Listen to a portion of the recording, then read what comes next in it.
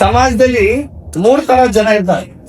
ಒಂದು, ಸಮಾಜದಲ್ಲಾಗಬೇಕಂತ ಶೋಷಣೆ ಅನ್ಯಾಯಗಳಿಗೆ ತಮ್ಮನ್ನ ತಾವು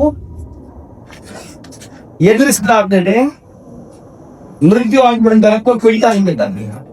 ಇದು ಒಂದೇ ರೀತಿ ವ್ಯಕ್ತಿ ವರ್ಗ. ಇನ್ನು ಎರಡನೇ ರೀತಿ ವರ್ಗ ಅಂದ್ರೆ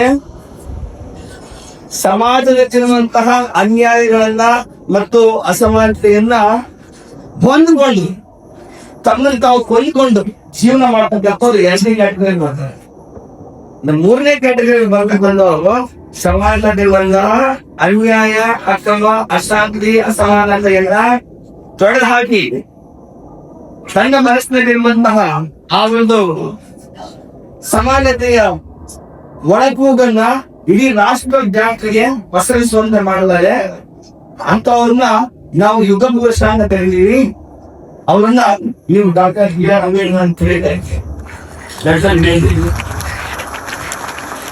ರಾಮ್ಜಿ ಸಕ್ಪಾಲ್ ಮತ್ತು ಭೀಮಾಬಾಯಿ ಸಕ್ಪಾಲ್ ಹುಟ್ಟಿರ್ತಕ್ಕಂಥ 14ನೇ ಮಗು. ಎಷ್ಟು ಕಷ್ಟ ಇತ್ತು 14ನೇ ಮಗು ಅಂತಂದ್ರೆ ತಂದೆ ತಾಯಿಗಳಿಗೆ ಏನ್ ಕೊಡ್ಲಿಕ್ಕೆ ಸಾಧ್ಯ? ಬಾಗಿಲಿಗೆ ಸಪೋರ್ಟ್ ಇಲ್ಲದೆ ಇರತಕ್ಕಂತ ಫ್ಯಾಮಿಲಿ. ರಾತ್ರಿ ಎಷ್ಟು ಮನೆ ಚಿಕ್ಕದಿತ್ತು ಅಂತಂದ್ರೆ ಭೀಮ್ರಾವ್ ಓದ್ಕೋಬೇಕಾದ್ರೆ ರಾತ್ರಿ 2 ಗಂಟೆವರೆಗೂ ಓದ್ಕೋತಾ ಇದ್ರು.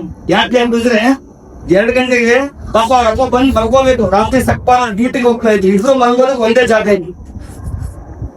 ಅಷ್ಟು ಚಿಕ್ಕದಾಗಿಂತ ಮನೆ. ಶಾಲೆಯಲ್ಲಿ ಕೂಡ ವಾತಾವರಣ ಅಸಮಾನತೆ, ಅಸ್ಪೃಶ್ಯತೆ, ಸಮಾಜದಲ್ಲಿ ಕೂಡ ಅದೇ. ಇವೆಲ್ಲವನ್ನ ಮೆಟ್ಟಿ ನಿಂದಿರ್ಬೇಕು ಅಂತಂದ್ರೆ ಅಂಬೇಡ್ಕರ್ ಅವ್ರಿಗೆ ಹೇಳ್ತಕ್ಕಂತ ಒಂದೇ ಒಂದು ಮಂತ್ರ ಅಂದ್ರೆ read and read and read till every word of the book must get there to you. ಪುಸ್ತಕದಲ್ಲಿ ಪ್ರತಿಯೊಂದು ಶಬ್ದವು ನಿನ್ ಕಂಠ ಗಡ ಗಡ ನಡಬೇಕು. ಅಷ್ಟು ಓದಯ್ಯ ನೀನು ಅಂತ ಹೇಳಿ ತಾವು ಓದಿದ್ರು, ವಿದೇಶಕ್ಕೆ ಹೋಗಿ ಬಂದ್ರು. ನಿನ್ ಗಂಟೆ ಬರ್ತಿದೆ, ಅವ್ರ ಬಗ್ಗೆ ಮಾತಾಡ್ಬೇಕಂದ್ರೆ ಗಂಟೆ ಸಾಕಾಗಲ್ಲ. ಅಂತ ಮಹಾನ್ ವ್ಯಕ್ತಿ ಎಷ್ಟು ಯಂತ್ರಕ್ಕೆ ಬೆಳೆದು ಅಂದ್ರೆ ಇಡೀ ರಾಷ್ಟ್ರಕ್ಕೆ ಗುರುತಿಸೋ ಹಾಗೆ ಒಬ್ಬ ಸಂವಿಧಾನ ಕರಡು ಸಮಿತಿಯ ಅಧ್ಯಕ್ಷರು ಕೂಡ ಆದ್ರು. ಅನೇಕ ವ್ಯಕ್ತಿಗಳು ಸಂವಿಧಾನಕ್ಕೆ ಹೋಗಿ ನಮ್ಮ ದೇಶಕ್ಕೆ ಹೊಸ ಕಾನೂನು ತರಬೇಕು. ಬ್ರಿಟಿಷ್ ರಾಜ್ ಬರೋಕ್ಕಿಂತ ಮುಂಚೆ ನಮ್ಮ ದೇಶದಲ್ಲಿ ಮೊನಾರ್ಕಿ ಇತ್ತು, ರಾಜ ಪದ್ಧತಿ ಇತ್ತು.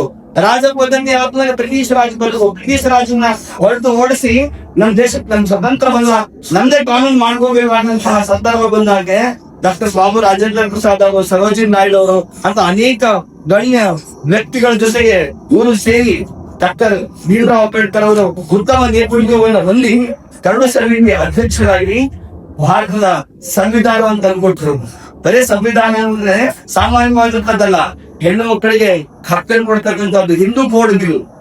ಇವತ್ತು ಆ ಒಬ್ಬ ವ್ಯಕ್ತಿ ಈ ಒಂದು ಭೂಮಿ ಮೇಲೆ ಹುಟ್ಟಿ ತನ್ನ ಜೀವನ ಕರ್ತವ್ಯವನ್ನು ನಿರ್ವಹಿಸಿ ಹೋಗಿದ್ದ ಇವತ್ತು ಸಾವಿರಾರು ಹೆಣ್ಮಕ್ಳು ಇಲ್ಲಿ ಕುತ್ಕೊಂಡು ವಿದ್ಯಾಭ್ಯಾಸ ಮಾಡ್ತಾ ಇದ್ದಾರೆ. ಅವ್ರೇನಾದ್ರೂ ಬಂದಿದ್ದಿಲ್ಲ ಅಂದ್ರೆ ಇಲ್ಲಿರ್ತಕ್ಕಂಥ ಮನೆಯಲ್ಲಿ ಕಥಾವಂತಿ ಮಾಡ್ಕೊಂಡಿರ್ತಕ್ಕಂಥ ಹುಡುಗಿಯರುಗಳು ಬಾಲ್ಯ ವಿವಾಹಕ್ಕೆ ಸುತ್ತಾಗ್ತಾ ಇದ್ದಾರೆ. ಅದಕ್ಕೆ ಅವನು ಯುಗ ಪುರುಷ ಅಂತ ಕರೀಲಿ. ಸ್ವತಂತ್ರ ಭಾರತದಿಂದ ಅವರೆಲ್ಲ ಪ್ರಥಮ ಕಾನೂನು ಮಂತ್ರಿಯಾಗಿ ಮಾಡ್ತಾರೆ ನೆಹರು ಅವರ ಸಂಪುಟದಲ್ಲಿ. ಇದೇ ಹಿಂದೂ ಕೋಡ್ ತನಿಗೆ ಸಾಕಷ್ಟು ರಾಜಕೀಯ ಪಿತೂರಿಯನ್ನು ಮಾಡ್ತಾರೆ. ಹಿಂದೂ ಕೋಡ್ ಬಿಲ್ ಬರೋದಿಲ್ಲ, ನಾಳೆಗೆ ಬರೋದಿಲ್ಲ ಅಂತಂದ್ರೆ ನಾನು ರಾಜೀನಾಮೆ ನೀಡ್ತೀನಿ ಅಂತ ಹೇಳ್ತಾರೆ. ಇವತ್ತು ಎಷ್ಟೋ ಜನ ಅವರ ಮಂತ್ರಿಗಿರಿಯಕ್ಕೆ ನಡ್ಸ್ಕೊಳ್ತಾರೆ ಅಂತಂದ್ರೆ ಬಹಳ ಜನ ಗಳಗಳ ಆಡ್ತಾರೆ. ಇವ್ರ ಟಿವಿ ಮುಂದೆ ಬಂದು ನೋಡಿದ್ದೀರಿ ನೀವೆಲ್ಲರೂ.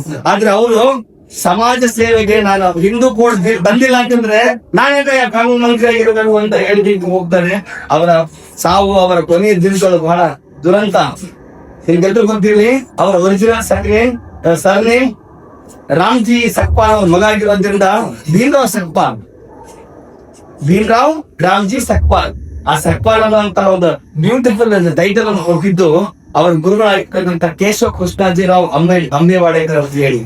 ಮಹಾರಾಷ್ಟ್ರ ನಾಗಿನಹಳ್ಳಿ ಬಹಳ ಫೇಮಸ್. ಅದಕ್ಕೆ ಮರಾಠಿಯಲ್ಲಿ ಅಂಬೆ ಅಂತ ಕರೀತಾರೆ. ಅಂಬೆವಾಡೆ ಅಂತ ಯಾವ ಹೊಣೆಯಲ್ಲಿ ಮಾಹಿತಿ ಸಿಗ್ತಾವಂತ ಹಾಗಾಗಿ ಅಂಬೇವಾಡೇಕರ್ ಹೋಗಿ ಅಂಬೇಡ್ಕರ್ ಆಗಿದೆ. ಅವ್ರ ಗುರುಗಳು ಬ್ರಾಹ್ಮಣ ಆಗಿದೆ. ಆ ಬ್ರಾಹ್ಮಣ ಗುರು ಪಾಪ ಇಲ್ಲಿ ಇರ್ತಕ್ಕಂಥ ವಿದ್ವಾಂಸ ತುಂಬಾ ಚೆನ್ನಾಗಿದೆ, ಇವನಿಗೆ ಪಾಪ ಸರ್ನೇಮ್ ಇಂದ ಎಲ್ಲರೂ ಜನ ಕೆಟ್ಟದಾಗಿ ಅಳೆಯೋದು ಬೇಡ ಅಂತ ಹೇಳಿ ನನ್ ಸರ್ನೇಮ್ ಇದೆ ಅಂತ ಕೊಟ್ಟರು. ಅಂತ ಗುರುಕುಲ ಇವತ್ತು ಶಿಷ್ಯ ಸಮುದಾಯ ಪ್ರಪಂಚವನ್ನು ಬೆಳಕಲಿಕ್ಕೆ ನನಗೆ ತುಂಬಾ ಖುಷಿ ಇರ್ತಾ ಇದೆ. ಇವತ್ತು ರಾಷ್ಟ್ರೀಯ ಸದ್ಭಾವನಾ ದಿವಸ ಮಾಜಿ ಪ್ರಧಾನಮಂತ್ರಿಗಳಾಗಿರ್ತಕ್ಕಂಥ ನಮ್ಮ ರಾಜೀವ್ ಗಾಂಧಿ ಅವರ ಪುಣ್ಯ ಜನ್ಮದಿನ ಇವತ್ತು. ಈ ಒಂದು ಸಂದರ್ಭವನ್ನು ಭಾರತದಲ್ಲಿ ರಾಷ್ಟ್ರೀಯ ಸದ್ಭಾವನಾ ದಿನಾಚರಣೆ ಆಚರಿಸ್ತಾ ಇದ್ವಿ.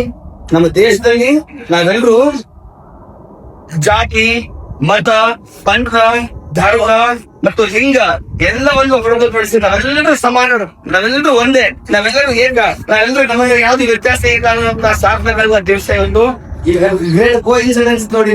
ನಮ್ಮ ಶಾಲೆಯಲ್ಲಿ ರಾಷ್ಟ್ರೀಯ ಸದ್ಭಾವನಾ ದಿವಸದಂದು ಸದ್ಭಾವನದ ಹರಿಕಾರ ಆಗಿರ್ತಕ್ಕಂಥ ಡಾಕ್ಟರ್ ಬಿ ಆರ್ ಅಂಬೇಡ್ಕರ್ ಅವರ ಒಂದು ಸ್ಪೀಚ್ ಅನ್ನು ಮಾಡಿದ್ದಾರೆ. ಸಕ್ಸಸ್ಫುಲ್ ಪ್ರೆಸೆಂಟೇಷನ್ ಸ್ಟೇಜ್ ಅಂಡ್ ನಾವೆಲ್ಲರೂ ಬರೀ ವ್ಯಕ್ತಿ ಪೂಜೆ ಮಾಡಬಾರ್ದು, ತತ್ವ ಪೂಜೆ ಮಾಡಬೇಕು. ಇವತ್ತು ಭಾರತಕ್ಕೆ ಬೇಕಾಗಿರೋದು ಅದೇ. ಬರೀ ಅಂಬೇಡ್ಕರ್ ಸಾಹೇಬ್ರು ಫೋಟೋಕ್ಕೆ ಹಾರ ಹಾಕಿ ಬೇರೆ ಬೇರೆ ಕೆಲಸವನ್ನು ಮಾಡ್ತಾ ಇದ್ದಾರೆ. ತತ್ವ ಪೂಜೆ ಆಗ್ಬೇಕು. ಇವತ್ತಿನ ಚುನಾವಣೆಗಳಲ್ಲಿ ಬದಲಾವಣೆ ಆಗ್ಬೇಕು. ಅಂಬೇಡ್ಕರ್ ಸಾಹೇಬ್ರು ಏನ್ ಹೇಳಿದಾನೆ, ಮತವನ್ನು ಮಾರ್ಕೊಂಡ್ರೆ ಮಗಳನ್ನ ಮಾರ್ಕೊಂಡಂಗೆ ಅಂತ ಹೇಳಿದ್ದು. ಇವತ್ತು ಚುನಾವಣೆ ಹ್ಯಾಂಗ್ ನಡೀತಾ ಇದೆ ನಿಮ್ಗೆ ಗೊತ್ತಿದೆ. ಕೋಟಿಗಟ್ಟಲೆ ರೊಕ್ಕ ಎಲೆಕ್ಷನ್ ಮಾಡ್ತಾ ಇದ್ದಾರೆ. ಅಂಬೇಡ್ಕರ್ ಅವ್ರ ನಿಜವಾದ ಈ ಭಾರತೀಯ ನಾವು ಆಗ್ಬೇಕು. ಅಂಬೇಡ್ಕರ್ ತಲ್ಕೋವಲ್ಲ, ನಮ್ಮ ರಕ್ತಗತ ಮಾಡ್ಕೋಬೇಕು. ನಮ್ಮ ರಕ್ತದ ಪ್ರತಿಯೊಂದು ಹನಿಯಲ್ಲಿ ಕೂಡ ಅವರ ತತ್ವ, ಅವರ ಆದರ್ಶ, ಅವರ ಕನಸುಗಳಲ್ಲಿ ಈಡೇರಿಸತಕ್ಕಂಥ ಮಾಡಿದ್ರೆ ಅದು ನಿರ್ವಾದ ಗೌರವ ನಾವು ಕೊಟ್ಟಿದ್ದು ಕೇಳ್ತಾ ಸಂವಿಧಾನ